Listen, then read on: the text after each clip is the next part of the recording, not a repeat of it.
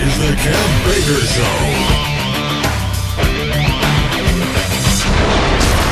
Welcome back, ladies and gentlemen. That's right, it is that time of day again for me, your host, Kev Baker. And you guessed it, time for the Kev Baker Show, right here on the brilliant network. I think everyone out there agrees. Truth Frequency Radio, definitely number one in all of this genre. And of course, you can share it far and wide, www.tfrlive.com. Don't forget to go and visit my website, kevbakershow.com. You can find me absolutely everywhere over anti-social media, over on YouTube as well. I'm really buzzing for tonight's show after last night's disaster. Let's not even go there. My bad. I take full responsibility for that one. But just before I hooked up with tonight's guest, I noticed somebody very special to us all logging into Skype, and the Nano Girl, Sharon Barrington. I seen her logging in and had a quick chat with Nano. I'm sure you'll all be pleased to hear. She's doing really well. She's asking for everyone. She misses you all tremendously, and hopefully she'll be back in the real near future. And before we get into tonight's brilliant show, and it's going to be another cracker, trust me, ladies and gents, tomorrow night, we've got a brand new guest on the show, and I'm really looking forward to this one. This is the author of a book called Finding the Face of the Hero, Before Orion. The guest's name is Bernie Taylor, and I urge you all to be here for that tomorrow night. But back to tonight, and it's time for us all to get off to the electronic concentration camp. What am I talking about? Well, it's that time of month again where we have our regular update to what I call a groundbreaking series of shows looking at the topics of targeted individuals and gang stalking, two of the most controversial kind of topics out there on the internet and in the public. But we're lucky here on the Kev Baker Show because some time ago I was contacted by somebody who I regard to be one of the leading, if not the leading researcher into these topics, and his name is Dr. Eric Karlstrom. Now, he comes to us after a 30-year teaching career as Professor of Geography at California State University, Stanislaus. Now, he taught physical and environmental geography courses, as well as courses cross-listed with the geology department and an honours course. Now, throughout his career, Dr. Karlstrom has continued his research program in soils and geomorphology as a means of reconstructing, spit it out, Kev, quaternary paleoclimates. He is also the author or co-author of many earth science publications, and you can find his work at one of his many websites. Most relevant to tonight's will be Gang Stalking Mind Control Cults.com. He's got another website, 911nwo.com, and he's back with us tonight. This is a series of shows that I'm really, really proud to have been a part of, and I wouldn't have been able to do that without yourself, Mr. Dr. Eric Karlstrom. Welcome back to the show, sir. Well, thank you, Kev. It's always a pleasure to be with you, and I do think we've made a lot of progress with our series on this topic, because this is a tremendous challenge and it's a tremendous detective story. This program is still basically unacknowledged officially. It doesn't really exist. So what we have to do, governments are not going to admit that this is being pursued. But if we start to look at the documents, say, of various branches of the military and the FBI, and we get sworn affidavits from ex-military and ex-FBI people, and if we get the testimony of thousands and thousands and thousands of the so-called targeted individuals, we can start to put together a pretty good approximation of what's going on with this nefarious program. We're now talking about extra legal, no-touch torture, silent assassination of people who are often whistleblowers, dissidents, people who've been put on terrorism watch lists, for various reasons. The reasons are never spelled out because these are secret programs. The person can't find out if they're on this watch list because it's classified. And so we have many people throughout the world who are now suffering the consequences of these very, very draconian programs. We sometimes call gang stalking as a generalization. I think another better term probably is counterintelligence stalking, because these are techniques that intelligence agencies have developed, during the Cold War and previously and subsequently, to target and neutralize and even eliminate their political enemies or whatever. So again, if we dig into the literature and interview many people, we can start to get a sense of this program. And tonight I'm hoping that we can expose some new information. Again, you've been too kind to say I'm the leading researcher in this. I'm one of many who's really focusing in on trying to understand this program. For me, it's a matter now of great personal concern. Maybe it'd be more apt to say the best, or the leading aggregate of all of this information, because as we've done these shows, Doc, I mean, you were sharing with me before the show, you're getting so much information and so much other research sent your way now.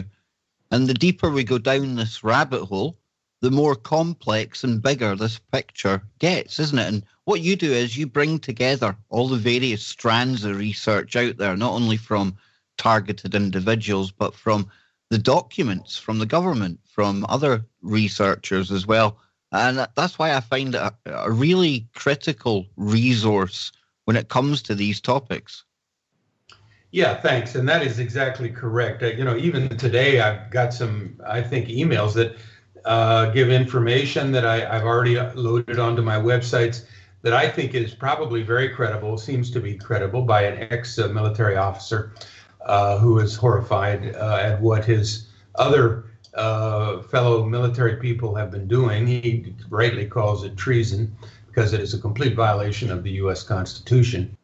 And so, yeah, we're getting the details now, I believe, and hopefully we can flesh out some of this new material that even I've been getting since we last talked a month ago, to better understand it. And we might call tonight's presentation something like New Perspectives on Gog's New Gestapo. Now that's I'm getting good at acronyms, where I think I'm getting better anyway. Gog's New Gestapo, it now has an extra T. It's got 4 T's in a row.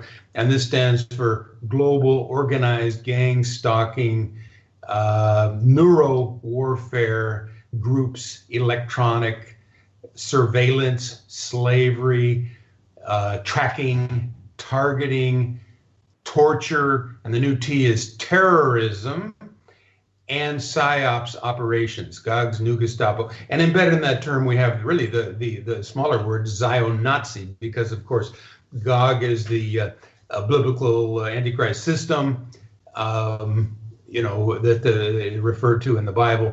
And Gestapo, of course, is the draconian secret police of the Nazis. So we're really dealing with a corporatocracy, a Zio-Nazi corporatocracy that is advancing this, and has been since World War II, really.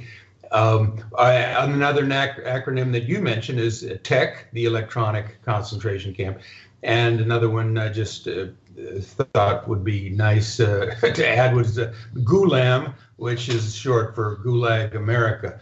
I think we can now identify the United States as the core center of these atrocities that are worldwide. And then we could subtitle it, if we want, Wake Up and Smell the Stench of the Zio-Globalist Communitarian Fascist New World Order Religion. So there's a new term there, communitarian. We might get into, it's kind of a new spin on communist, and all of our presidents, the last 4 or 5 presidents, have signed onto this. The last 3 popes have all signed onto this nebulous set of ideas, which we call communitarianism, which the people are mostly still unaware of. So, there's so much to discuss here, but I'm hoping we can go through some of the new websites and documents that have come across my my email traffic. Let's get right into it, Doc, because we always run out of time. Yeah. Okay. Well, I mentioned I've added another T for terrorism, as like an old country song, T for Texas, T for Tennessee. In this case, T is for tracking, targeting, torture, and terrorism, and not so, warm and fuzzy, but very, very accurate, I'm afraid. Most people, I don't think, understand what terrorism is because we've been highly propagandized about it. When I was teaching human ecology for 20-some years at Cal State University, Stanislaus, Kev, I had a class called Human Ecology, and over time this course developed into some, I guess, slightly controversial topics like terrorism and war. And so I really dug in, about 20 years ago into this subject and found terrorism is a form of political and psychological warfare, which is directed against the civilian population. It is the use of force or the threat of force to achieve political objectives. It is more or less synonymous with lots of other military terms, such as low-intensity conflict. It is a form of warfare. So the whole construct is of the war on terrorism or the war on terror is completely fraudulent. It's bogus. It's a gigantic fraud. You cannot have a war on war. Exactly. Yeah, unless you want perpetual war, which of course is what they want. So this fraud enables the national security enterprise, i.e. the terrorism economy or the terror economy, which is all wrapped up, it seems, based on the research I've been doing, with the sales of illegal arms and drugs and human trafficking.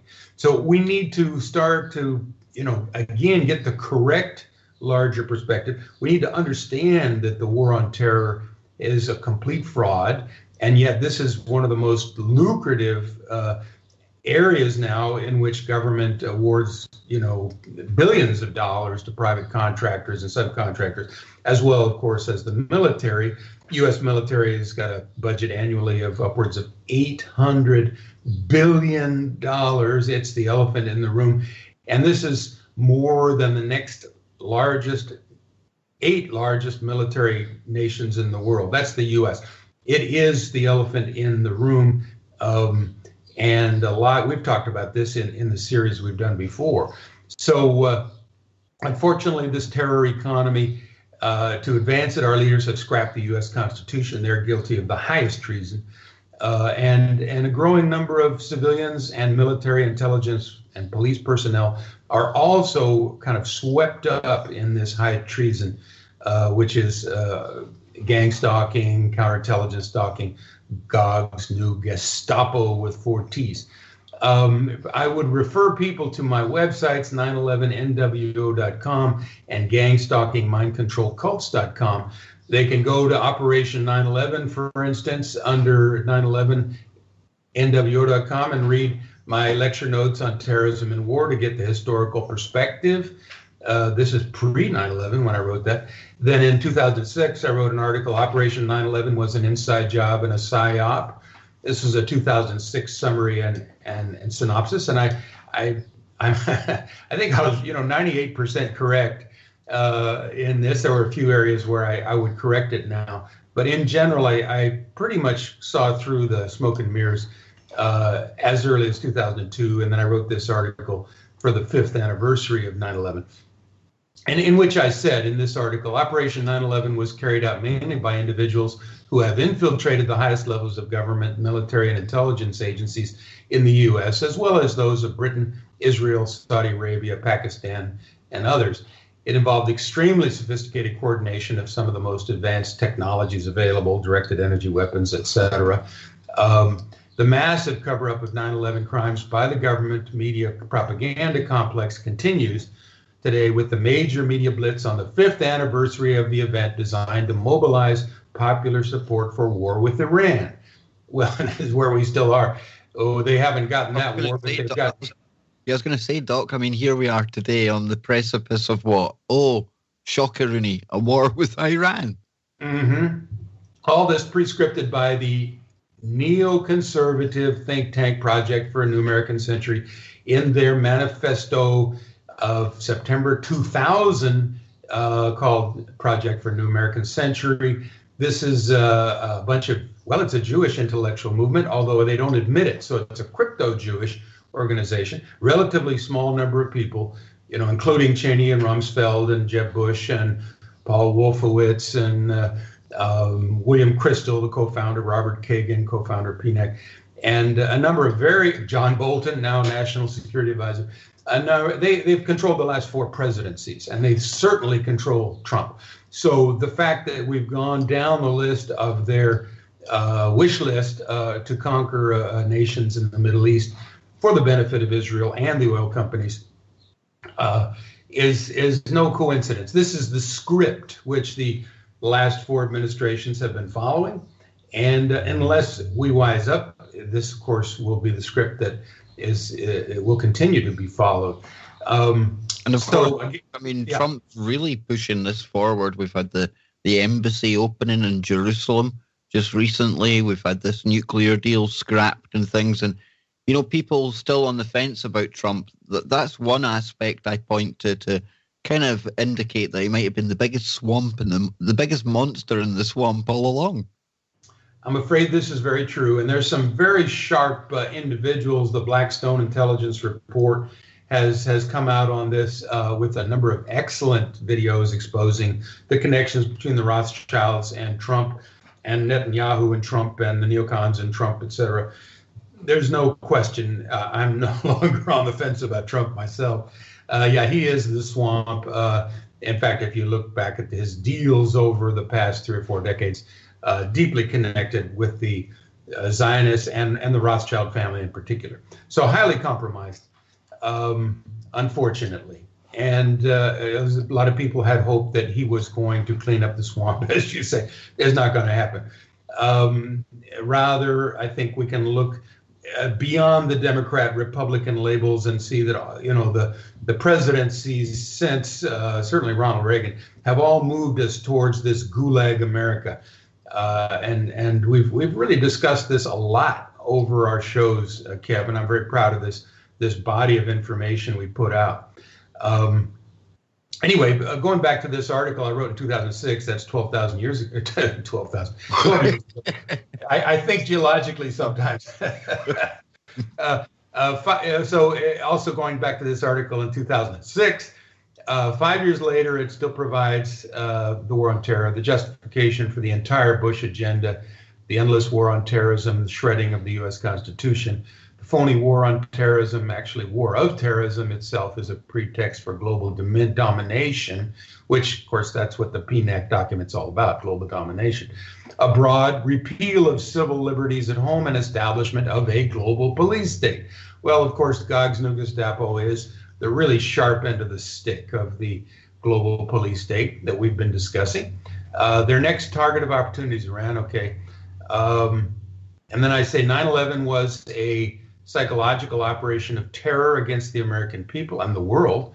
The secret government, also called shadow government, hidden hand, deep state, that carried out the crimes of 9/11 is not loyal to the U.S. Constitution, but rather to a corrupt private international corporate banking network. They're trying to bring in this one world government, new world order, which is not compatible with democracy or with civil liberties. So all these attacks on the Constitution, on our laws, have been incremental certainly since the Reagan administration and Executive Order 12333, as they call it, 12333, which really threw out the Fourth Amendment and permitted NSA to do this almost infinite spying on everybody. Okay, that goes back to 1981. So people like to pick on Obama, you know, and the Democrats, and like to pick on, you know, Trump and the Republicans. It's been both. There's really only a difference in style, really. We're going. You seesaw back. Yeah, people have to really kind of grasp that this is beyond kind of party politics, Doc, isn't it? I mean, this is not left or right, because for me, all of that's just a charade But this is all part of what I would call the agenda. And it doesn't matter if you get red or blue in the White House or in Parliament over here. The agenda remains the same, doesn't it? Absolutely, and it has remained the same for a long, long time. I mean, So I would say probably since Kennedy, aside from, like you say, well, definitely from Reagan onwards. But I mean, Kennedy was probably the only one since World War II that was a real kind of thorn in this agenda. I agree. I think that's a good assessment. Yeah, and of course we can trace this back to documents in the past. You know, there's a lot of the philosophy that's coming out is really very well expressed in the Communist Manifesto, you know, of Karl Marx and the protocols of the Elders of Zion and you know, the 1776 documents of the Bavarian Illuminati, which really helped catapult the Rothschild family into global dominance financially. So yeah, we can go back and we can trace this cabal through history. Now, again, but moving up to the present, Indira Singh was at one of the many 9/11 citizens commissions, which were held, you know, in LA and San Francisco and Vancouver and Seattle and all over the place. I went to many of them. And she was actually a researcher with J.P. Morgan Chase and DARPA. And she noticed these connections between a software company called P-Tech, as well as organized crime and all kinds of government agencies and 9/11. And here's what she says. The terror economy is being used by the political economy in place. Our currency is the US dollar. Their currency is drugs. I stumbled into the drugs for weapons deals. This is no different, I should speak in 9/11. This is no different than Iran-Contra of the 80s. In fact, the names affiliated with Iran-Contra and the BCCI, Bank of Credit and Commerce International scandals are the same illegal clandestine operatives behind the scenes with P-Tech. Okay, so again, we're dealing with the secret government, which has mafia connections, which has high military and political figures, and of course is ultimately run by the financial sector, the corporatocracy, the international bankers, etc. So, you know, again, now we're starting to define the larger context of this, but now let's get into some specifics. Here's from researchorganizedgangstalking.wordpress.com. It's kind of a simple, straightforward definition. What is organized gang stalking? Most educated accounts indict the NSA's, National Security Agency's, massive wiretapping scheme. Thank you, Executive Order 12333, and law enforcement intelligence units, LEIUs, and organizations like Stratfor or any number of other Department of Homeland Security private contractors and co-conspirators who pass illegally obtained information to local police, who pass that information to cowards and subverters of constitutional due process. It's called community policing. This goes certainly back to Clinton and also Obama, both Democrats. And it is an endless make-work project that drains tax dollars. Each community is different. So your personal stalking, if you're unlucky enough to be a TI, and there's about 3 million estimated on the terrorism watch list, all then are a special category, many of whom are TIs. Each community is different, so your personal stalking might include Mormons and the LDS Church, Catholic and Jewish cults and other sects, academics, feminists and their associated cultists, Jehovah's Witnesses, cry bullies, and multiculturalists who get federal dollars from hoaxes, lies, and the manipulation of, it says DV stats. I'm not sure what that is. Christians and others who want to enforce conformity or cause superstitious fears, and especially political parties fueled by the neocon, we defined, cult mentality.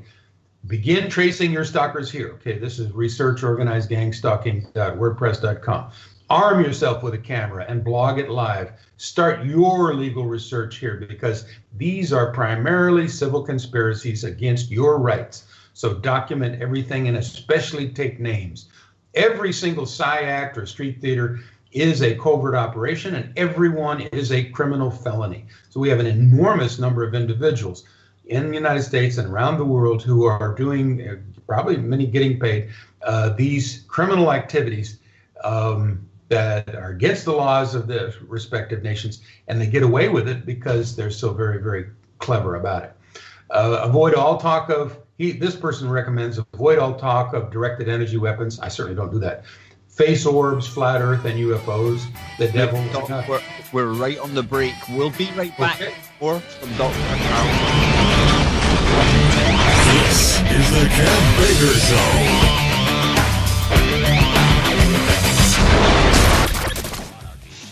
Show. Welcome back to tonight's Kev Baker Show, right here on Truth Frequency Radio, www.tfrlive.com.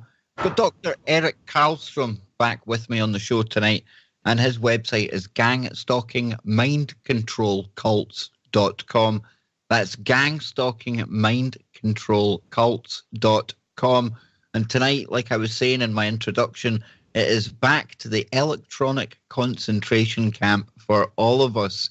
And just before the break, the doc was reading to us from a blog. And this blog is called researchorganizedgangstalking.wordpress.com.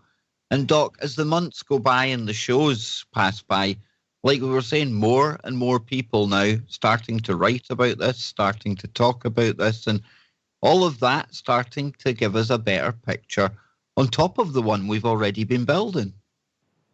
Yeah, and I, am in contact with people who claim to have been in this program for different lengths of time, some up to 45 years. So again, we need to think in terms of kind of a post-World War II dynamic, really. Obviously, somebody who's been in this kind of program for 30 or 40 plus years, has a very, very strong psychological constitution, and is a real survivor, and is pretty smart. And many times these individuals will have, of course, a lot of wisdom about what's going on and a lot of knowledge. So hopefully in the future we can start to discuss individual cases of people that have been through this program and what they've learned about it. But it is often causes the premature death, and is meant to cause premature deaths of targeted individuals. This is a very ugly program. But now what we're trying to do is give people the tools and information that they need to, number one, help survive if they can't, if they need this information, find out where to go to learn more. And number two, hopefully we can reach out to people who are not targeted individuals now, but who may be in the future, and try to get them to see this larger picture. Gosh, do you think we really should be paying our agencies to be killing us? Hopefully there's going to be targeted and non-targets who agree with us that this is a bad use of money. Doc, just over the weekend, Friday, I think it emerged, and I think this is important to put out there, because people may be sitting on the fence right now thinking, never happened to me. But right now it's already happening to you. And I shared with you before the show a leaked video that came from Google about something called the selfish ledger. Now, this is basically all of your information about you that's online, everything you do, all collated together, and an AI looking at this. And, they talk about how this can be used, Doc, to basically social engineering for the new age. If there's any gaps in the data, it can access other devices or contacts devices, stuff like that, so that it can fill those data gaps. Now, that to me shows that already we are all of us been electronically targeted, because we've all been part of experiments, whether we know it or not, where they have been learning our behaviors to the point where in the near future, Doc, everything we've done online will be used to control our future behaviors. So we're already targets just through the internet. Absolutely. And like I said, Executive Order 12333 of Reagan, 1981, allows the NSA to do infinite spying on everybody, and do a complete end run around the Fourth Amendment, freedom from searches and seizures. So what we've lost our constitutional rights. And then, of course, the Patriot Act came along and it was a frontal assault on the first, fourth, fifth, sixth, seventh amendments, as well as the 13th and 14th, I believe. Actually, most of the Bill of rights are trampled on by the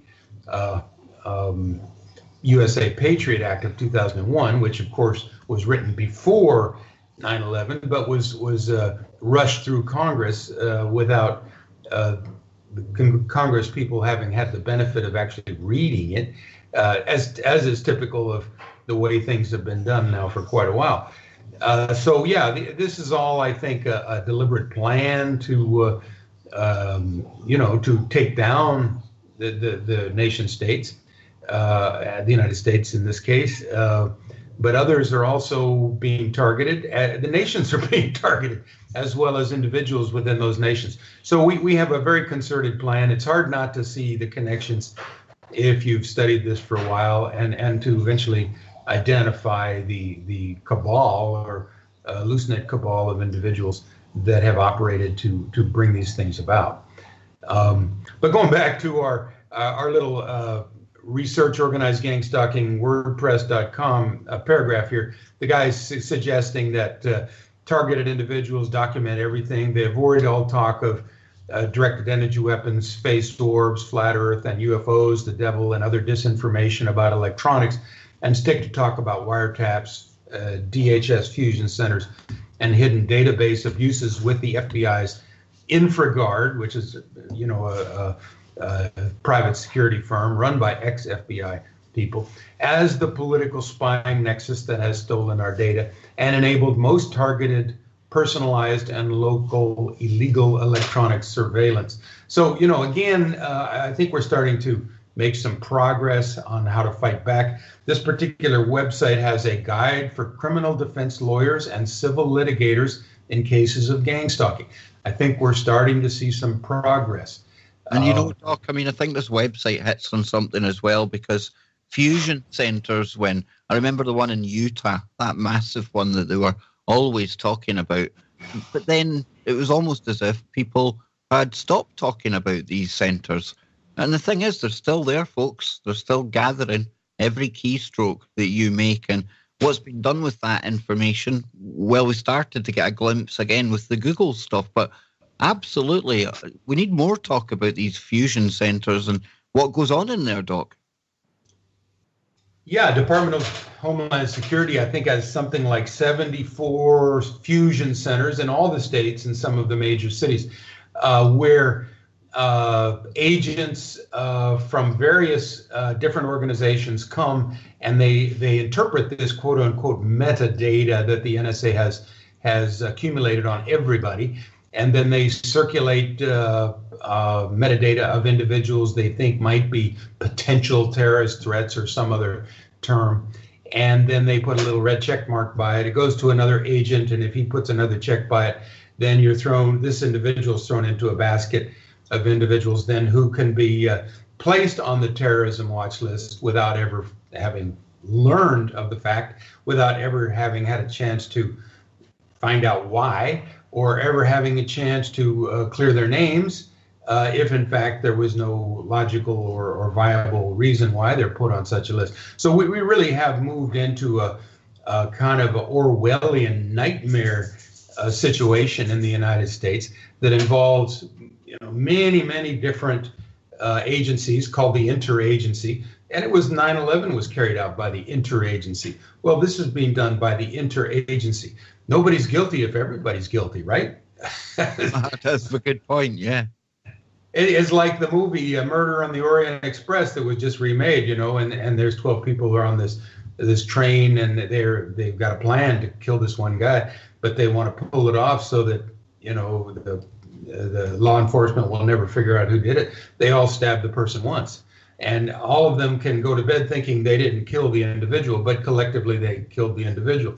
And unfortunately for them, the best detective in Europe, and according to the story, was also on the train, and he solved the murder. But he was baffled and bewildered at the end. He didn't know what to do with these 12 people because he didn't want to lock them all up. So he just walked away from it and let them get away with it. But the fact is that each of those 12 should have been locked up as murder, guilty of murder. And it's the same with this program. These interagency individuals and organizations are involved in criminal activity, treasonous criminal activity. And we need to expose this as quickly as we can, because what's at stake is our future as a free country and free countries with civil liberties. Okay, so that's just a metaphor I think that is applicable here. But let me just move to another website, and I'll do a little reporting on it. This one is called targetedjustice.com.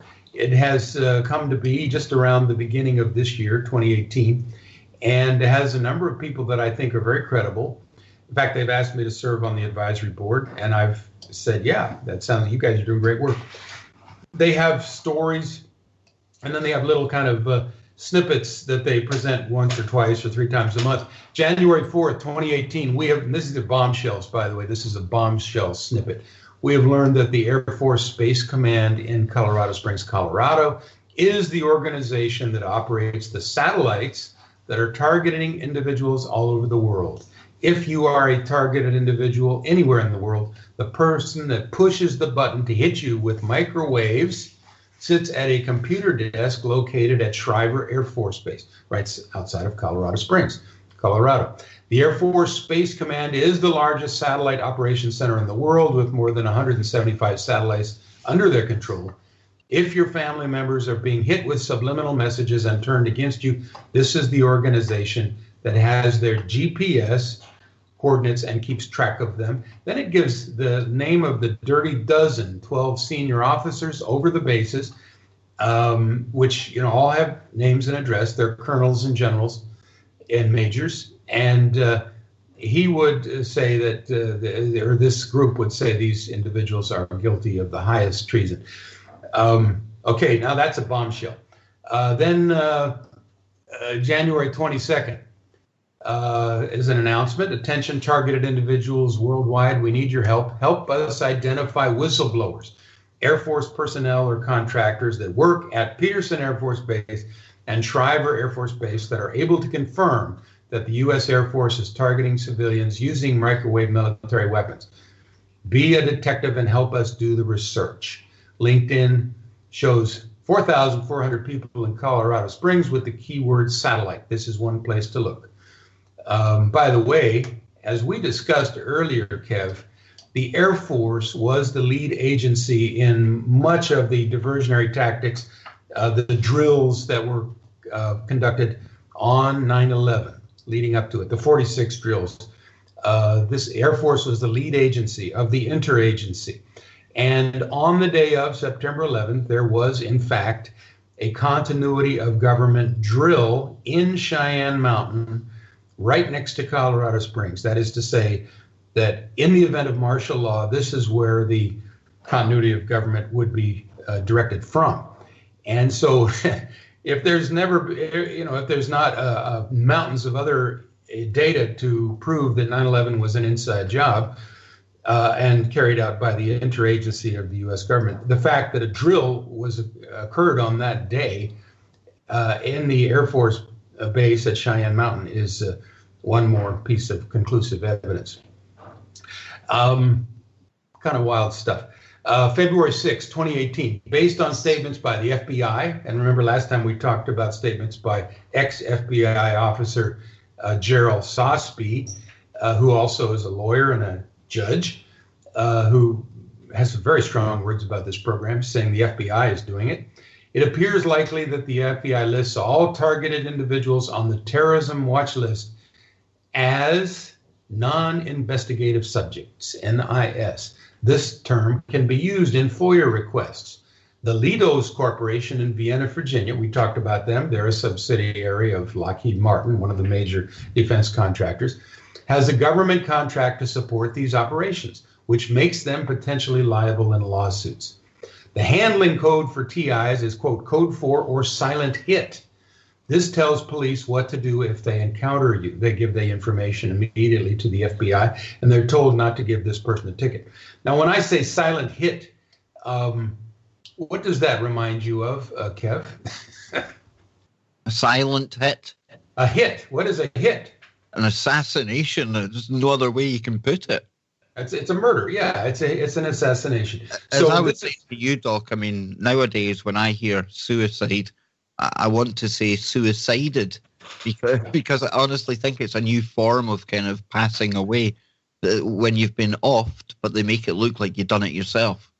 Absolutely. And of course, the first of the basic strategies of the CIA's Kubar torture manual, or enhanced interrogation manual of 62 and revised in 85, is self-inflicted pain. So they want to drive the targeted individual into a situation of desperation where they either will commit suicide or become homeless or get institutionalized for being crazy because of the reporting of, being followed and hearing voices, etc., which of course they do deliberately.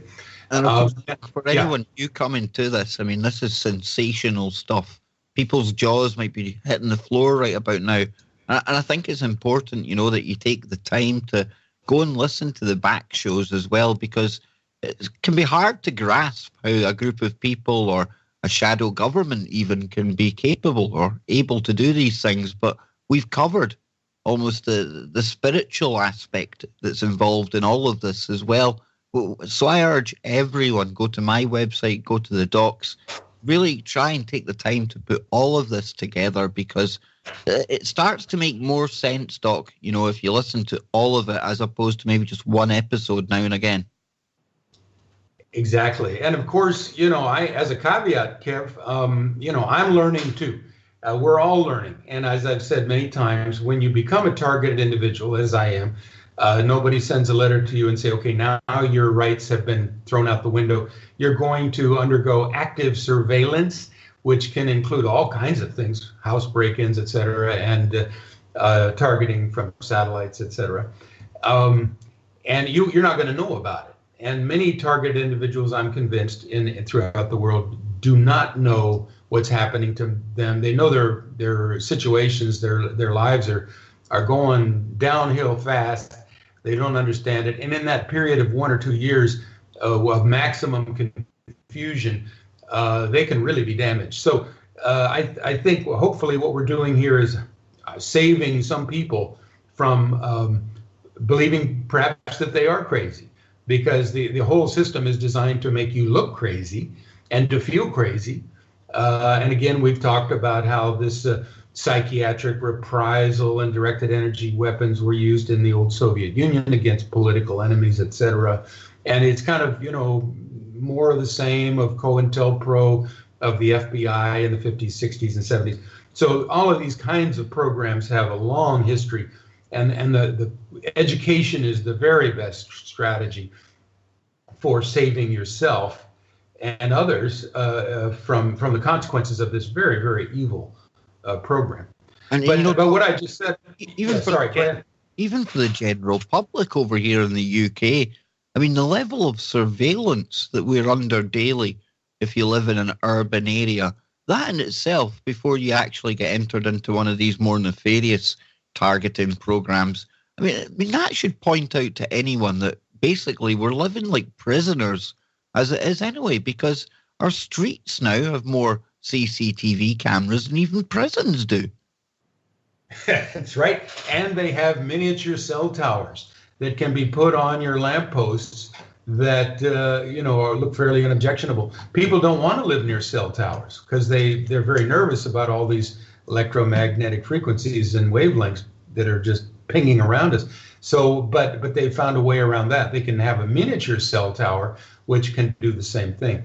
So it is a battle for education. Now, what I just said about the non-investigative subjects code for silent hit can be found on an ACLU, American Civil Liberties Union report 2016, called Growing Terrorism Watchlisting and Everyday Policing.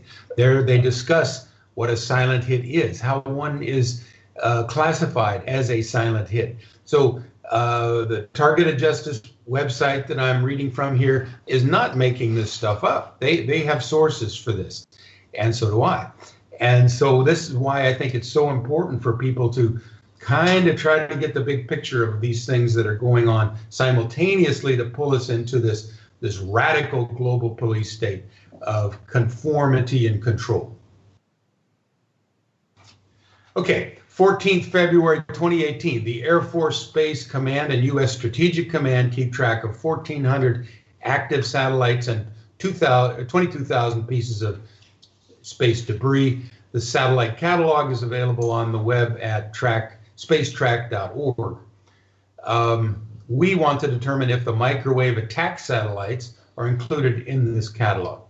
February 19th, 2018, off of the targetedjustice.com website. Dr. Tomo Shibata is leading an effort for a proposed resolution in California that would bring greater awareness for state legislators and the public against these kinds of torture activities. And there's an article, follow-up article.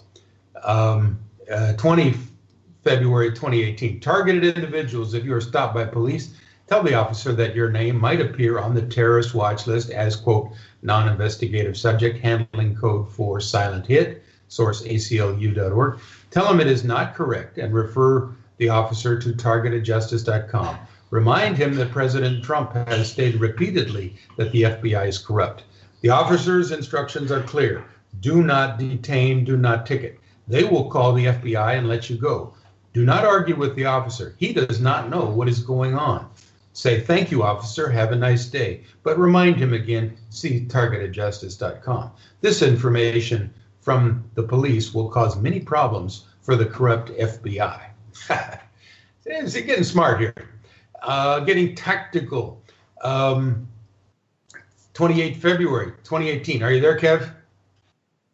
Yeah, I'm still here, Doc. I'm listening to you. I'm actually taking notes there on some of this stuff. Okay, just wanted to make sure we've been cut off in the past. We have learned the company that made the microwave weapons for the satellites was probably the Titan Corporation in San Leandro, California. The company has since been acquired by L3 Technologies. The electromagnetic gun system is called, quote, Thunderbolt system, and under the patent, it is called the Vercator. This is what hits you with microwave pulses. See timeline tab at such and such a website. Now, Doc, I would imagine most of this satellite stuff, you know, Lockheed Martin with their space fence, and I kind of say that term loosely because that's what they call it. This, to me, is more like some kind of Star Wars program. But I think probably you'll find a lot of these technologies hidden in amongst there. And, of course, you've got Elon Musk. He's launching rockets all the time, and some of them have secret payloads. Who honestly knows what's up there right now? And we've seen the Californian fires not that long ago. A lot of talk of the directed energy weapons. So I think near-Earth orbit is probably full of a lot more technology than we could even imagine, Doc. That's an excellent point. And, you know, some of us are old enough to remember the Star Wars or Strategic Defense Initiative of Reagan back in the 80s. You know, Reagan was kind of our first real dunce president. He was a reasonably good actor, but didn't have much of a grasp on much. But he would give these kind of misty-eyed speeches about, wouldn't it be nice if there was a big dome that would protect the United States from incoming ballistic missiles that, you know, carry nuclear warheads from the Soviet Union back in the bad old days of the Cold War. And this then sold the Congress into putting enormous amounts of money into the Star Wars program. Well, it turns out a lot of this is Star Wars money. Maybe 50% of it was black budget projects like that have gone into this kind of thing. We're talking, you know, the targeting of individuals with directed energy frequencies and wavelengths from satellites. And a lot of this started back in the 80s under Ronald Reagan and the Star Wars. So that was a good connection that you just made there. It's not as if this thing just appeared. This has been a product of the military-industrial complex since the 80s for sure. And using technologies that go back before that. A lot of this is Tesla technologies that have been weaponized. 6 March 2018 on targetedjustice.com, we have learned that Raytheon Tech in Albuquerque, New Mexico, Albuquerque is real big with the SAIC, Scientific Applications Incorporated, SAIC. What is it? Scientific Applications in International Systems or something like that, which is, of course, CIA's backwards. Very, very big in directed energy weapons, and even had a journal called Wave Front back in 2000 and 2001 at about the time of course, September 11th. So these guys are all over this. And a lot of these companies are staffed with ex-CIA, ex-military bigwigs who are now drawing full pensions from the U.S. government and much, much higher salaries with the private sector to continue their work with and for defense contractors and the Pentagon. So Raytheon Tech in Albuquerque, New Mexico is building the next generation of high-power microwave systems that will likely be used against civilians. It's called the CHAMP system. If these weapons are used against civilians, it is a war crime under Article 32 of the Geneva Convention, because we've been in an official state of war since 9/11. That's another point that, a lot of Americans probably fail to grasp, that literally being an American citizen right now in your own land makes you an enemy.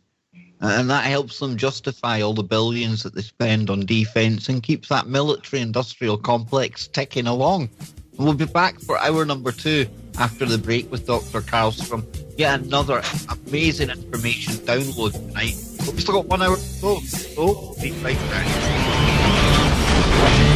This is the Kev Baker Show.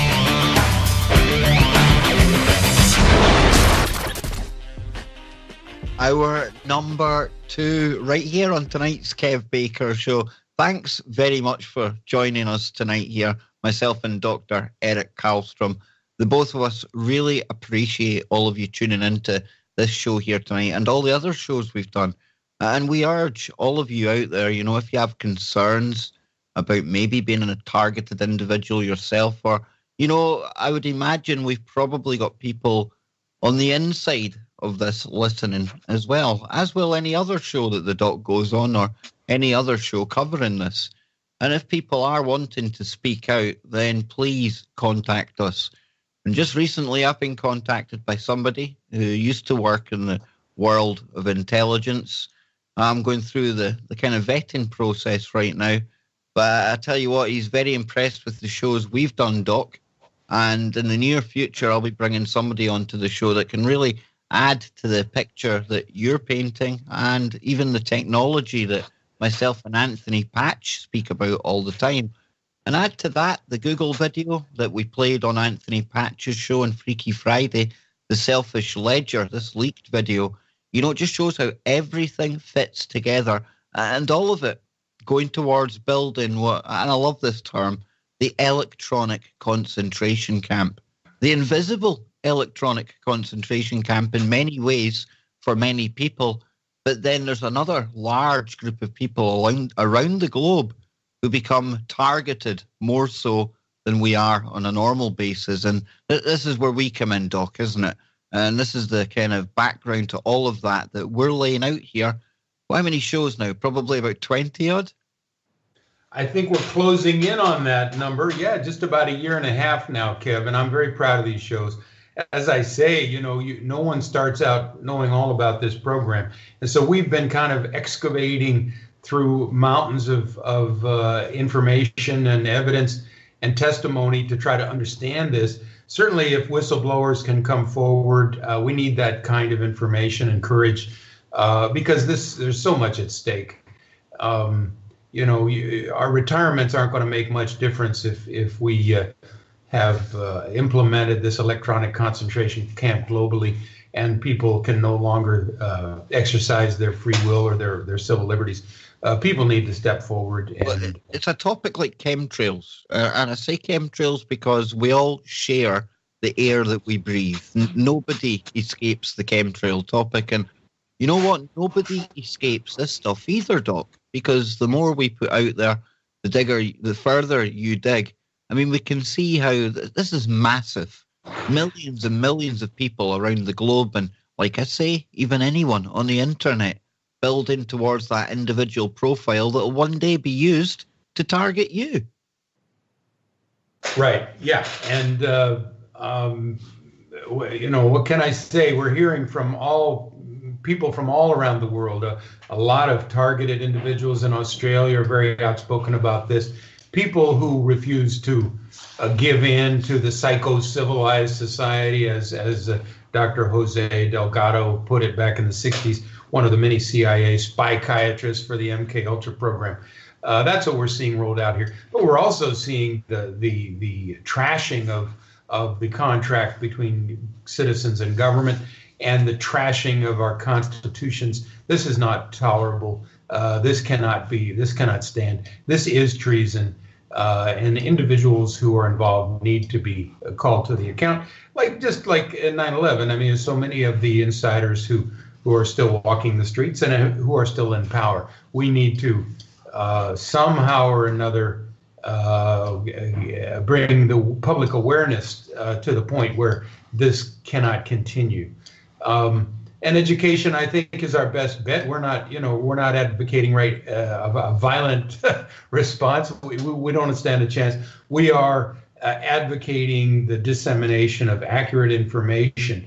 I personally believe that most people go into the military with high objectives and honor, but that many get, and other professions, and get co-opted, in these hierarchical systems. And only the people who will get along to go along, or go along to get along, move up then to the highest ranks. And these people then, what kind of... And I'm glad you said that, Doc, because I'm ex-military, and I know that the military in general, they get a bad shtick, really, because they work for the governments and everything else. But, I mean, me, like so many other men and women, we do it with the purest of intentions. We truly do go there thinking that we're helping our fellow citizens, protecting them, going and fighting in just wars, because 9 times out of 10, you're very young, very naive, and I can easily see how people, when they're in the military, having joined best intentions, would get waylaid. The offer of promotion here or there, better posting, more money. And that is how it happens. But I'm really glad you said that, people don't join the military with that dark heart, intent on harming their neighbor, Absolutely. And there are very honorable military, police, and intelligence people who are coming forward, but they run the risk of severe retaliation by this program and other methods. And of course, many of them have been silenced and murdered for their efforts, or are being, harassed with these directed energy weapons. So yeah, it's a dangerous world we live in now. But we have to remember, I think, that we, the people, outnumber the elite by, maybe 1,000,000 to 1. So if we can get some kind of a critical mass of people who are concerned and knowledgeable, then I think we might have a chance of turning this thing around. We have to have that hope. Absolutely. I think this is the biggest magic trick they managed to pull off, Doc. When you think about it, the thousands of them. Let's be on the optimistic side, the bigger end of the scale. Say 10,000 of these elites, and yet there's still 7.5 billion of us. For them to have convinced us that they have all the power and we have none, like I say, it's got to be the most powerful magic trick ever pulled off. Indeed it is. And I think that's a good term. If we go into the identity of the cabal, we see that, a lot of their MO, their modus operandi, does come from the Jewish Kabbalah, which is a system of satanic black magic that goes back to Babylon, and is the Kabbalah is one of the most sacred books of Judaism, as well as the Talmud, and these have little or nothing to do with the Old Testament, and everything to do with a world conquest program. So, I regard, Kev, my targeting as the absolute mandate to expose the truth about everything. I have nothing to lose. And so I've always felt that way anyway. As a professor, I assumed that we're all trying to learn the truth and explain it to others. But obviously, some truths are more dangerous than others. At some point, all the shows we've done, the 9/11 special that I was so proud to invite you on for, that's the one that fell victim over on YouTube. So, I mean, when we get together on 9/11 topics, Doc, they definitely don't like people talking about that stuff, do they? All of this is very related to 9/11, and that's why I think perhaps I was targeted.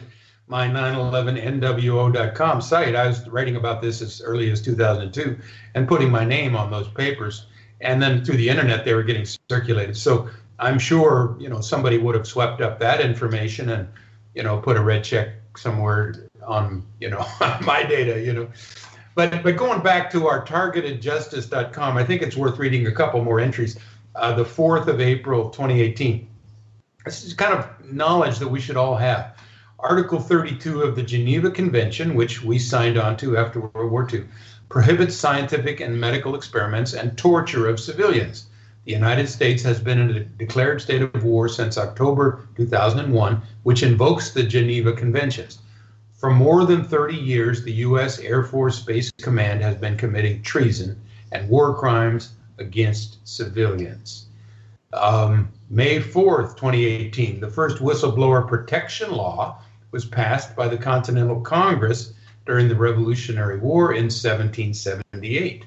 The law's origin stems from 10 U.S. naval officers reporting the mistreatment of British prisoners by their commanding officer.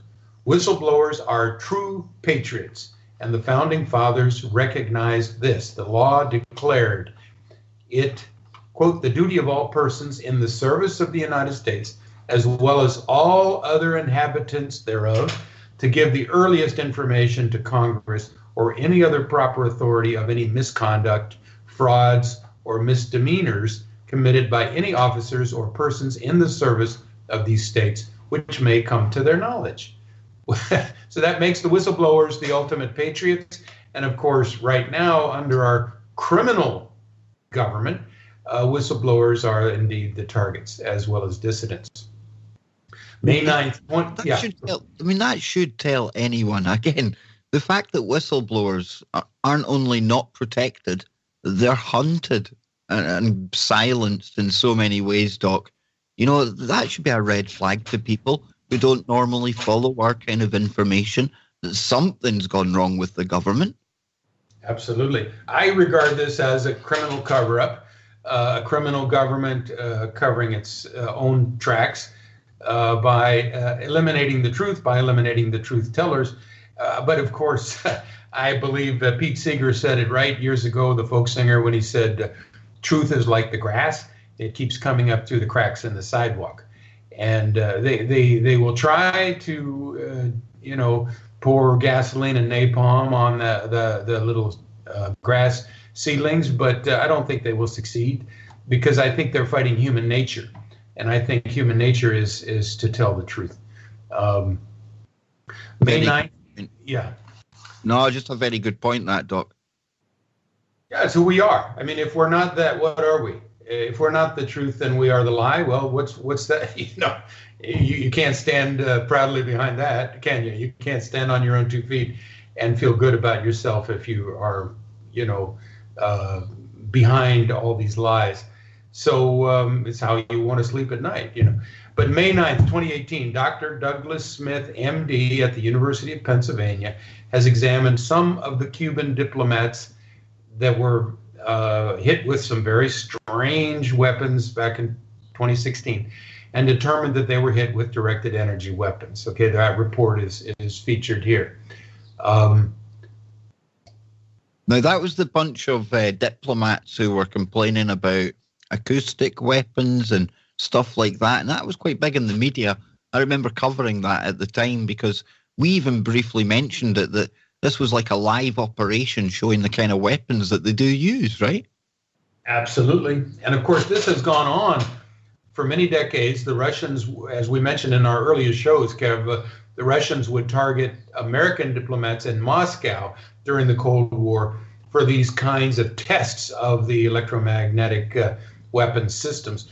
This happened to both American and Canadian diplomats in Cuba in 2016, and they were all ordered to return to our nations because they were suffering such ill effects. Many are permanently impaired now with their hearing and whatnot. This particular MD says, yes, It looks like concussions were simulated, but these were the immaculate concussions. There was no actual physical contact with the brain or with the head, and yet they had all the symptoms of a very serious concussion. Again, these can be accomplished by acoustic and or microwave weapons, according to the scientists. May 16th, 2018, attention all military personnel. You took an oath, quote, to preserve, protect, and defend the Constitution of the United States against all enemies, foreign or domestic, unquote. Military personnel have a duty to disobey unlawful orders. Uniform Code of Military Justice, and then it gives the numbers, makes it clear that military personnel need to obey the lawful command of his superior officer. The moral and legal obligation is to the U.S. Constitution and not to those who issue unlawful orders. Under federal law 18 U.S.C.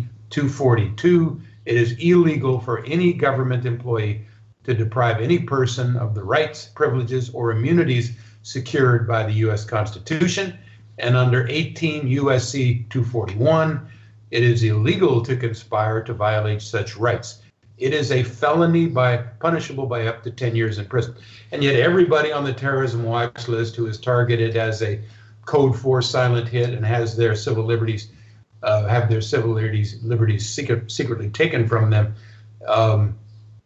anyone who does that is therefore guilty of these violations.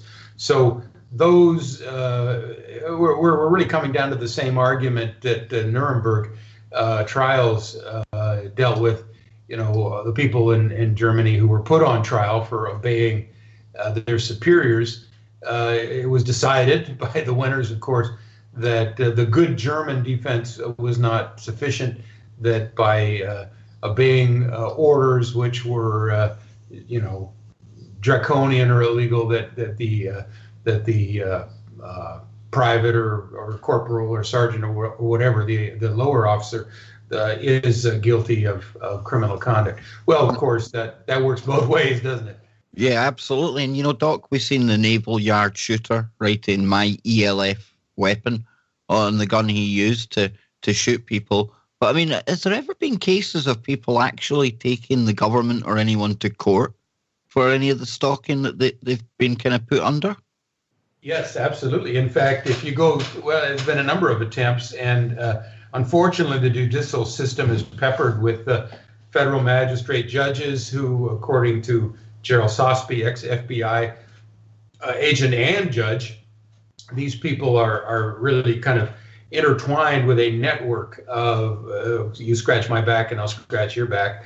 They get promoted up through the ranks. They have ex-military backgrounds, and they will tend to throw these cases out of court, as happened in the 1992 case, Ackway versus the NSA. Former NSA employee John Ackway laid out a brilliant lawsuit in 1992 in which he accused the NSA of doing the remote neural monitoring from satellites. And this is printed in the back of Gloria Naylor's book, 1996. It's online, Ackway versus the NSA. And it's on my website, as well as a number of other lawsuits, many of which were thrown out of court. But nonetheless, by going through the process, they outline what's going on. So people can look at these lawsuits and get quite an education as to what's going on. In the case of Ackway versus the NSA, it was thrown out by federal judge Stanley Sporkin, who is basically a CIA collaborator and military collaborator. So the network, the criminal network, is vast and extensive, unfortunately, and includes a lot of high-level judiciary. But your point is well taken. There's lots of good lawsuits that people can refer to. There is a guy named Jack Christiana who has won a case in California and who is now working on that case and is trying to educate. He has a couple of years of law school trying to educate TIs as to how to win in court. So that's also on the targetedjustice.com website. I mean, you managed to finally convince people that you are being targeted. And I mean, this is how twisted the system is. Because, I mean, we know the police is littered with these people that are involved in this. And you finally think you're getting to that point of justice, Doc, and get that same network all throughout judiciary as well. And it's very much the same over here. We've got the Masonic connections to all of this. It's basically an old boys club, all of the law, the police, judges, things like that. So, like I say, just when you think you might be getting somewhere, you're still within this web. It's massive. It is indeed. And I guess it was J. Edgar Hoover who said, you know, the individual is handicapped by coming to grips with a conspiracy that is so monstrous he can't believe that it exists. And well, this is what we're looking at. This is an aspect of that larger conspiracy. This is, I think, one of the enforcement arms of that larger conspiracy. And it has, like you say, it's a very complex web, which goes right to the top Illuminati families, I believe. Certainly the Masons involved, high-level military, the mafia. We're really dealing with the secret or shadow government, the hidden hand, which has been operative through history.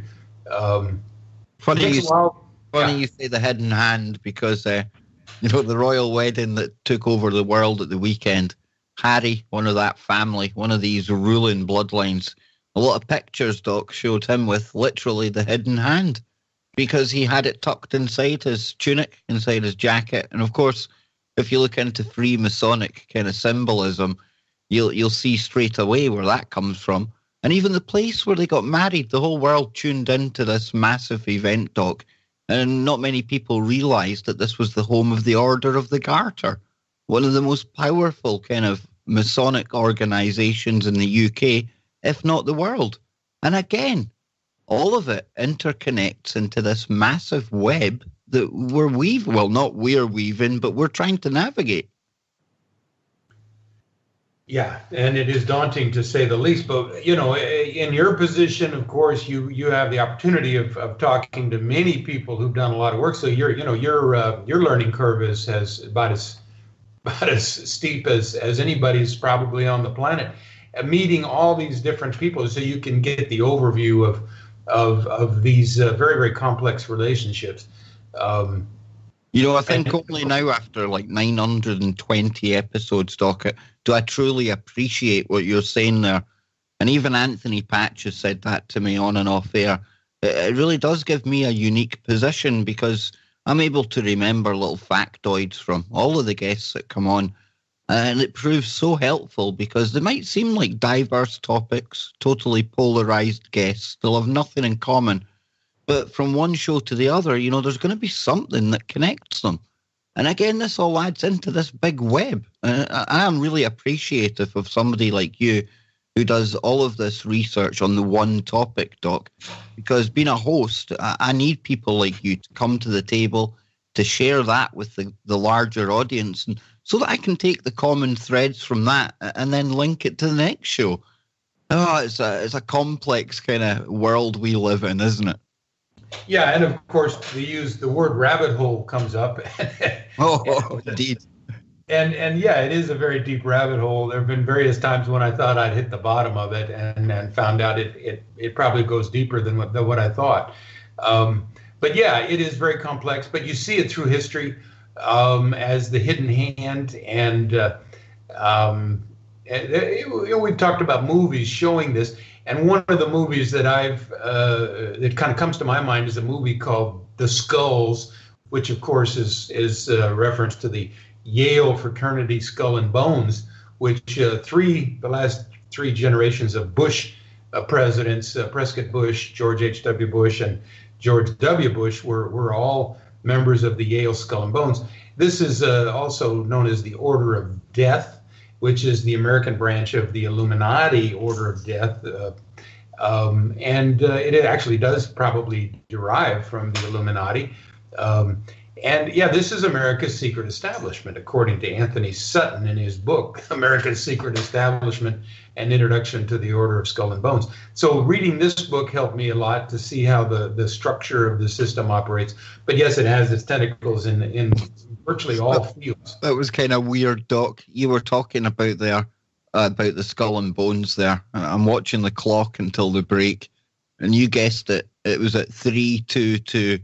You couldn't make this stuff up, folks. You really couldn't. And of course, Skull and Bones, that is their number. And I'll never forget John Kerry kind of squirming in the chair when he was being interviewed about his kind of family connections to George Bush and the fact that they were both Skullsmen. You know, people really need to wake up and look at that kind of thing. Yes, we've got our royal family over here and all the powerful Masonic lodges, but America, the secret societies over there as well, might have different names, but definitely just as powerful, Doc. And again, it might seem like we've gone off topic, but we haven't. We've just gone to that kind of 90,000-foot perspective where we're really looking down now on the full picture.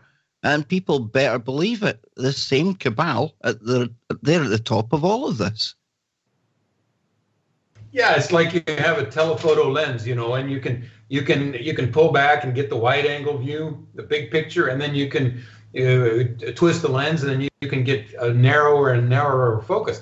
What I meant to the point I meant to bring up by talking about the movie The Skulls, I recommend it. It's a story about a young man who's really coming from a relatively modest background, but when he gets into the Skulls and he gets inducted, all of a sudden a different set of rules apply. And it turns out that the dean of Yale and the town police and the legal system and everything, they're not the real authorities. There's a higher level of chain of command which runs them. And again, that's the hidden hand. And it's basically a satanic network. And this of course, it is a satanic secret society. And this point is brought out very well in the movie. And I feel like I have an inkling of this experience now in my own targeting. All of a sudden, you're in a different world with a different set of rules. And the traditional power structure that you thought was, you know, in place and in control now is no longer the real power structure. And this point is brought out well in the movie, so that's why I recommend it. This is how they do things. Again, it's part of this revelation of the method, the predictive programming, and the fact that they flaunt everything in our faces. It's there for all to see if we just open our eyes, and thanks to Dr. Karlstrom, he's certainly pointing out all of it tonight. Be right back. This is the Kev Baker Show. Our very special guest, our good friend right here on the show tonight. You can find his work over at gangstalkingmindcontrolcults.com, gangstalkingmindcontrolcults.com. Now, the doc put together extensive notes for tonight's show. And as per usual, you know, I've interrupted him and, you know, we've had a conversation and we've barely scratched the surface. So with the doc's permission, I'll probably publish all of this over on kevbakershow.com along with the show. But I truly do urge people out there, go and check out the doc's website and really read into some of this stuff. Because the doc, he brings everything together from all the various researchers.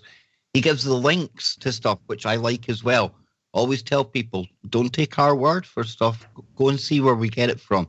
And I think that'll add to the picture that we're definitely putting together here. And Doc, I just want to, again, take this chance before we leave tonight, things going so fast, to thank you for everything that you're doing. I mean, you're a TI yourself.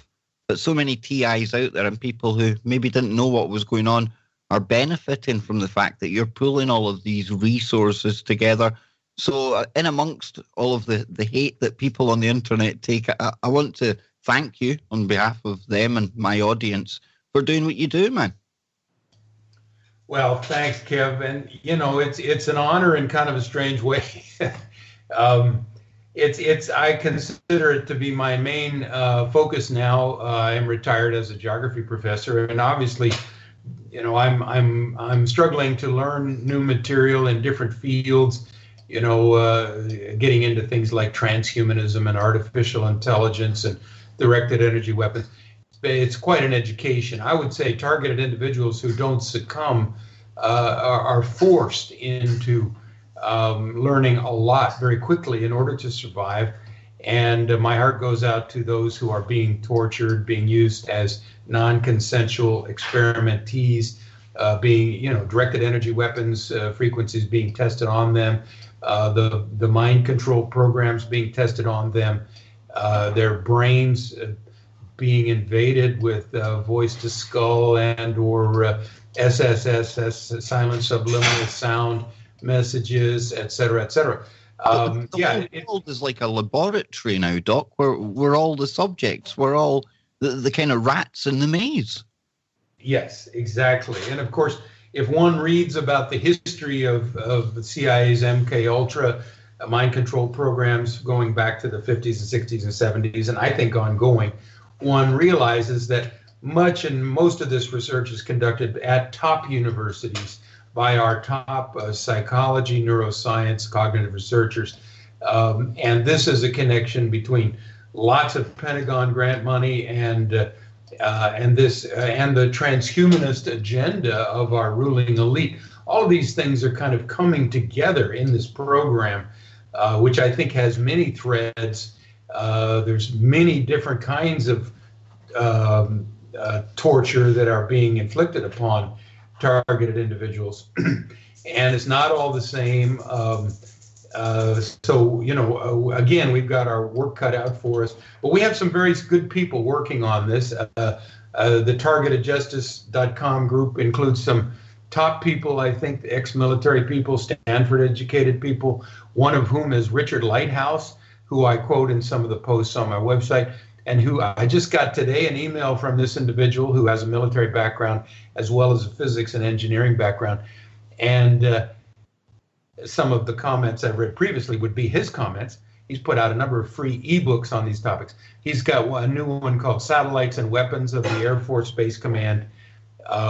Free ebook you can download if you go to his website. He's got some YouTubes there. I'll just give a little bit, and this is on the topics we've discussed already. The Air Force Space Command has about 38,000 employees based at many locations and has its headquarters in Colorado Springs at Peterson Air Force Base. As previously noted in my ebooks, the satellite tracking frequencies have been scientifically measured at 3,600 megahertz to 3,750 megahertz, and the attack frequencies for the Vircators at 3,920 megahertz to 3,935 megahertz. These frequencies are confirmed by the FCC frequency allocation table. See my ebook, Targeted Individuals Technical Information. See, this is the kind of information that we need. So this is how it works, he says. There are hundreds of microwave weapons installed on satellites as quote-unquote payloads. The space duty orders come from the 50th Operational Support Squadron, OSS. This squadron determines which satellites are available for duty assignments for each day. Some of the satellites will have problems each day, such as malfunctioning software, solar panel problems, software upgrades, etc. This squadron informs the other units which satellites and weapons are available that day. Some of the satellites are assigned to run the pre-programmed attacks, and some satellites are available for manual attacks. There are about 1,300 personnel that are targeting more than 1 million people worldwide. So clearly the bulk of the attacks are done using pre-programmed software directing the satellites. That information is reviewed and approved by the chain of command that includes many officers. And as this goes on, this is going to become fully automated. We're going to have AI running all of this, and we've even got satellites up there now. I call them hunter-killer satellites. NASA say that they're up there to repair these ones that you're talking about, that they're out of commission for X, Y, or Z reasons. And that this might seem out there to some people, but this is the world that we're in. And I fully believe that the humans right now, if they are still involved in the satellite system, they're going to be training the AI to the point where it will be deciding who the targets are to be, Doc. Right. Based on the metadata information that they have, they'll use predictive programs to say this person might be a problem. Kind of like some of the movies that we've seen on this topic for the because of all the data we're generating now, it's getting to the point where they can't have humans, like human intel officers, poring over this. And we talk about AI finding hidden patterns in data and stuff like that. And that's why this kind of program, all of this data involved, all of the satellites to control, how to optimize the best use of the satellites available and everything, this is perfect for an AI and a quantum computer. And that is where we're going. I mean, we had Jade Helm a few years ago. We've seen the AI coming into that. And this is where we are today. So aside from the kind of human participants in these operations, the perps, as we called them in the past, Doc, we've got this AI technological advanced system in near-Earth orbit as well. Yeah, and this is exactly where his Richard Lighthouse's next paragraph goes. He says, according to Dr. Bill Deagle, MD, the computer complex at Shriver Air Force Base has more computing power than the entire rest of the world combined by a large order of magnitude. The 22nd Space Operations Squadron, SOPS, issues the daily task orders to the 4 operational squadrons. This is the list of specific people or equipment that are to be targeted with weapons outside of the pre-programmed attacks. This information is reviewed and approved by the chain of command. Again, that includes many officers. The U.S. Air Force personnel are knowingly using military weapons to attack civilians located within the United States. This is the definition of treason, capital T. It is also a war crime under Article 32 of the Geneva Convention. It is also defined as a crime against humanity in the International Criminal Court, quote unquote, systematic attacks against a civilian population. And then he goes through what the individual space operations squadrons do, etc. So this kind of detail, this kind of information, I consider this to be very important information. If we are, as a nation, are paying our military services to kill Americans in violation of the U.S. Constitution, I think the word needs to get out, and we need to very quickly change some policies. And I think if the word sufficiently gets out, this might happen. And I worked with the satellites and things when I was in the Army, Doc, and as I shared with you, it was more the telecommunications side of things. But I mean, if I had ever been aware that there was a program like this going on, I honestly, shocked wouldn't even be the word. I mean, this definitely isn't the kind of thing that they would have spoken about openly when we were training on the satellites. So for me to see this now and to hear about this network, and I've had Ilana Freeland on talking about this stuff as well. I mean, it just blows my mind. It really does blow my mind to the system that they've got right now around this planet. Yeah, and in our previous shows, Kev, we've talked about the information that a guy named Mark M. Rich put together in a book called New World War: Revolutionary Methods for Political Control. And what we haven't talked about up until now is that it was under the Clinton administration, the Clinton-Gore administration in the 90s, that Clinton and Gore made this great big push to make government more efficient by privatizing government functions. And of course, now we see that some 50 to 70% of military and intelligence functions have been outsourced to private contractors. So this then opens the door to all kinds of very, very powerful private corporations that can carry on some of these functions. But in this case, Richard Lighthouse is documenting how the military itself is being used. So it's this military-industrial complex, the corporate military intelligence nexus that is the heart of this thing. But it reaches right down to our community level with community-oriented policing that came along during the Clinton administration, and which was pushed again under Barack Obama's administration. I don't know if you remember, Obama said in July 2nd, 2008, when he was a presidential candidate, we cannot rely only on our military in order to achieve the national security objectives that we've set. We gotta have a civilian national security force that's just as powerful, just as strong, just as well funded. Okay, so this is the civil military operations that we talked about based on the information in Mark Rich's book, New World War. And so, that's another huge component of this is the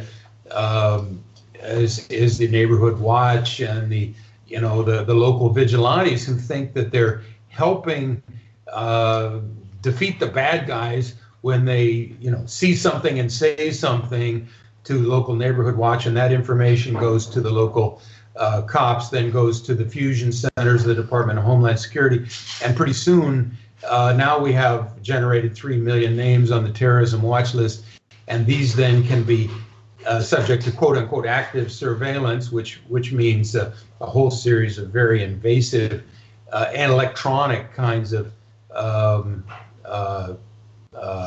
tortures. It's like living in a digital version of East Germany, Doc.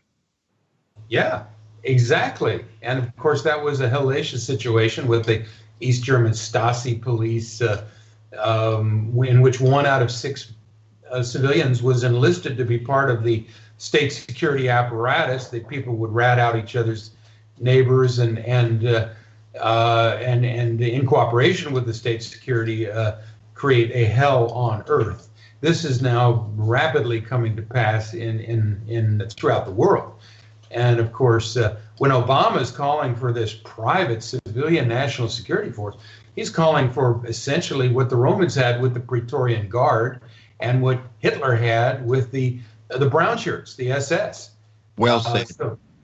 No, definitely. I mean, a lot of people miss this, but I mean, it's funny how things work in cycles, but people don't recognize it this time because they're not wearing jackboots and dark uniforms, or in this case, brown shirts, Doc.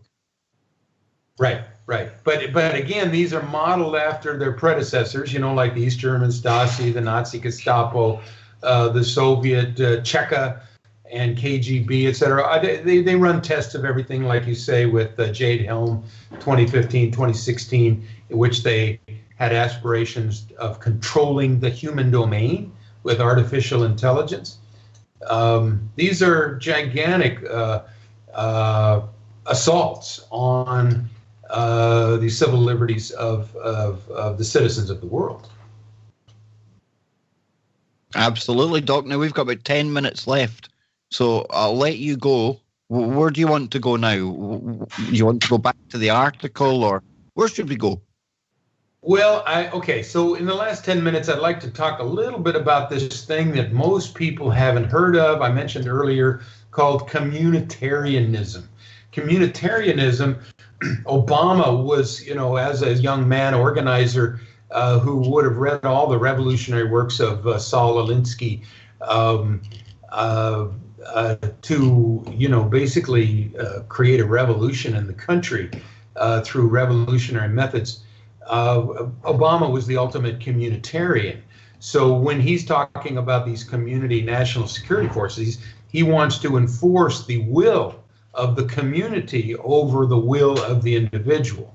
And community policing is a component of that. Clinton was a communitarian. They didn't throw out the word too much. The last 3 popes have signed on as communitarianism now becomes the new world religion of the New World Order. And so we need to look a little bit into this phenomenon that is mostly under the radar, but there's an individual named Nikki Rapana who has done a lot of research on this and has made some very good YouTubes, some of which I've transcribed on my website. And something else that makes me think of this, just before you get into that, I mean, when we've seen that video of them saying that children don't belong to the parents, they belong to the community. And I mean, for me, that's a part of this whole communitarianism, or as I prefer to call it, basically the globalist agenda that is the New World Order. Yes, they would like to see the world run like an Israeli kibbutz, or like China, where you have a tightly controlled communist dictatorship. And a lot of this is coming from Israelis and Zionists. The guru of the communitarian movement, it was a German-born Jew, now called Etzioni. His original name, I think, was different. It was a guy named Falk or something, Falk. But anyway, he was as a young man, he went down to the New Israel and became a terrorist with the Irgun terrorism. And then he was reinvented as a scholar, genius, expert on everything, and the guru of the communitarian movement later. And Nicky Rapana has done a lot of work trying to figure out who this guy is and what his agenda is. And his agenda is to create this you might call it communitarianism is the ultimate solution of all the Hegelian dialectics. In other words, the opposite of libertarianism, it would resolve into communitarianism, which would then be what would rule the world in the future. This is synonymous then with Local Agenda 21, or Agenda 21 of the United Nations, now called Agenda 2030, which we have also talked about, Kev, as being central to all of this. And here's now what Nicky Rapana says. Community policing is a program that was introduced under the Clinton administration. It was authorized and funded under the Violent Crime Act of 1994. Community policing is a theory that individual rights have broken down the moral fiber of society.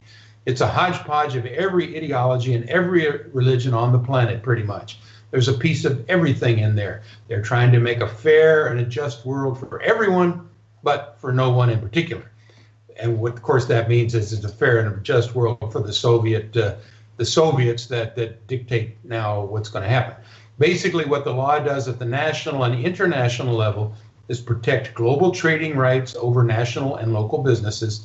And at the local level, communitarian law balances the rights of the individuals against the rights of the community at large. And of course, who defines the rights of the community at large? Well, it's this small cabal. So again, what is communitarianism? Nicky says, from everything I can find out about it, it's a parasite philosophy and a parasite religion. It has absorbed everything that's already in existence. So communitarianism to them is the overall bigger philosophy, more moral, more ethical than anything else that has ever existed, because it combines every philosophy and religion on the planet. That's why it's so hard to explain. It's permeated every political party. What they say is that they're balancing the world. It's all about balance between the individual and the community, as if there needs to be one, that we need not operate separate from our community. Therefore, the community has to have the last say in everything we do, in how we live, where we live. It is a dictatorship. It is a scam to lure people with nice sounding terms to do things that will actually destroy where they live. And a lot more people who are actually genuinely working in sustainability, community gardens, all of the things people are doing to try and buy local and produce local. Everyone understands that that's a healthy place to be when you're not dependent on other people in other places. There's been a global movement of people taking back their resources and control over their local environment. So what they've done is jumped on that. They are environmentalists. They're not environmentalists per se, but they have co-opted the environmental movement the same way they co-opt everything else they attach themselves to. So I think what we've done here is kind of given a little bit of an introduction to communitarianism. I think we can see that it is the kind of the friendly face of Zio-Nazism, and that it is run by a very small cabal, Etzioni being the obvious guru. If we look at his bio, it's quite interesting and revealing why somebody like that. Okay, he was born Werner Falk, Jewish, in Cologne, Germany, graduated the Hebrew University, Jerusalem, Israel, received an MA in 1956 at the Hebrew University, Jerusalem, Israel. 58, received his PhD, University of California, Berkeley. 61, research associate, Institute of War and Peace Studies, Columbia University. 67, professor, Columbia University. 68, director, Center for Policy Research. 69, associate director, Bureau of Applied Social Research, Columbia University. 69, chairman, Department of Sociology, Columbia University. 78, guest scholar, Brookings Institute, Washington, D.C. 79, senior advisor to Richard Hardin, special assistant to the president, the White House. 1980, university professor, George Washington University, Washington, D.C. That's a central location of the CIA. 87, Thomas Henry Carroll, Ford Foundation Professorship, Graduate School of Business, Harvard University.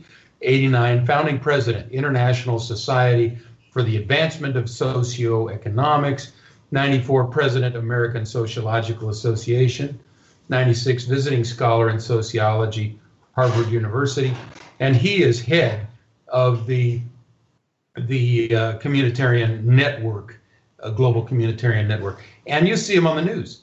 He's often brought on as an expert with all the top talking heads shows on TV.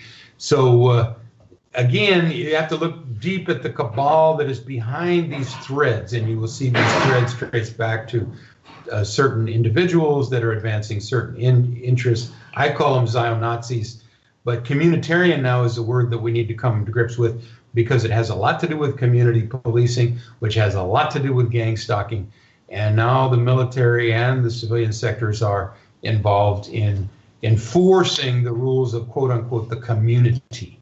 And of course, you can factor in the freaky Pope as well, and all the weird stuff he gets up to with the Vatican, because he truly is trying to create some kind of heinous kind of religion right now. And you know, Nikki, this YouTube, is it a YouTube channel that Nikki's got, Doc? Because that some summary of what communitarianism actually is, you know, aside from the title, whatever title you want to put on it, I think that description there befits everything that we see around us today. It absolutely sums it up. She's a brilliant researcher. Now she, I think, is, you know, living in the woods in Alaska. She has been, I'm sure, gang stalked severely, cut off from all sources of employment and getting money. I've just transcribed some of the notes of some of her YouTubes that are online and put them on my website. She is a brilliant woman who critiqued Agenda 21 and communitarianism. Then there was another lady, Rosa Quarry, who wrote a book about Agenda 21, The Green Mask or something like that, which I believe is a limited hangout, Kev. And she herself was supposed to be the expert on Agenda 21, but in fact, it's Nikki who did the research on this. And she's the one, I think, that really understood and understands what's going on. Well, Doc, we're almost out of time. And again, I want to thank you for coming on. I hope you'll be on again next month. And we were kind of talking off air. You're going to profile some of the kind of people that have been targeted, kind of give them their bios, stuff that's gone on with them. And I think that's really, that could be beneficial as well, to show just who this has happened to, these high-profile people as well.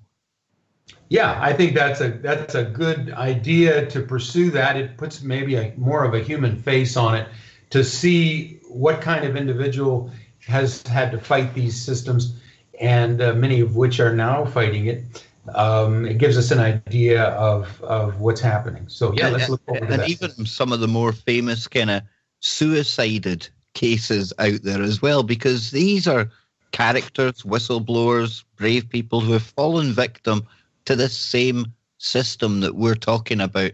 Now, please check out the Doc's work over at gang stalking, mindcontrolcults.com, 911nwo.com. And the Doc will be back with us next month. And tomorrow night, Bernie Taylor will be here live on the show before Orion.